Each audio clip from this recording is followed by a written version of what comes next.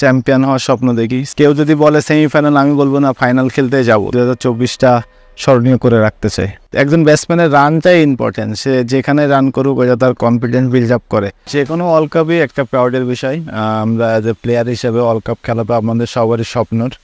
তো যেভাবে প্রথম ওয়ার্ল্ড কাপ খেলেছিলাম 2015 সালে, সেম এক্সাইটমেন্ট কাজ করবে এবারে।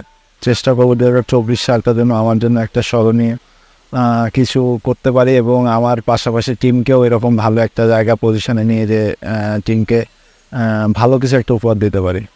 লাস্ট শ্রীলঙ্কা সিরিজ তার সাথে খেলেছিলাম। তো আমি যেভাবে ওকে মাঠের মধ্যে দেখেছি আমি ইমপ্রেস। সো সে টিমকে সবসময় একত্রিত রাখার চেষ্টা করছে এবং রাখছেও। তো আমি আশা করব যে সব কিছু একত্রিত করে একটা ওয়ার্ল্ড কাপে ভালো টিম হিসাবে সে সবার সামনে নিয়ে আসতে পারবে সে। এবং আমার পক্ষ থেকে গুড লাক আশা করব সে একটা ক্যাপ্টেন্সির মধ্য দিয়ে একটা নতুন কিছু বাংলাদেশকে উপহার দেবে। একজন ব্যাটসম্যানের রানটাই ইম্পর্টেন্ট, সে যেখানে রান করুক ওটা তার কনফিডেন্স বিল্ড আপ করে। রান না করলে কখনোই একটা ব্যাটসম্যানের কনফিডেন্স বিল্ড আপ হয় না। সো রানটা অবশ্যই এটা মেন্টালি সাপোর্ট করবে এবং ব্যাকআপ মাইন্ডে থাকবে।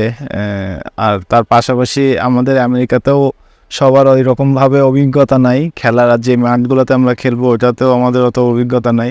সো যত দ্রুত আমরা সেই জায়গাতে কপ আপ করতে পারবো এটা আমাদের সবার জন্য ভালো হবে এবং টিমের জন্য ভালো হবে। শান্ত নিউ ক্যাপ্টেন এবং আমাদের সাথে অভিজ্ঞ সব সাকিব ভাই, রিয়াদ ভাইরা আছেন, বা আমরাও যারা অনেকদিন ধরে খেলছি তারাও আছি। তো সব কিছু মিলে যদি সবার এক্সপিরিয়েন্সটা এক জায়গা করতে পারি এবং তাদের কাছ থেকে নিয়ে যদি সবাই একত্রিত হয়ে মিলিতভাবে খেলতে পারি, একটা ভালো টুর্নামেন্ট আমরা উপহার দিতে পারবো। আমি তো সবসময় হাই দেখি, স্বপ্ন বড় দেখি, চ্যাম্পিয়ন হওয়ার স্বপ্ন দেখি। সো এটা আমার পার্সোনাল থিঙ্কিং।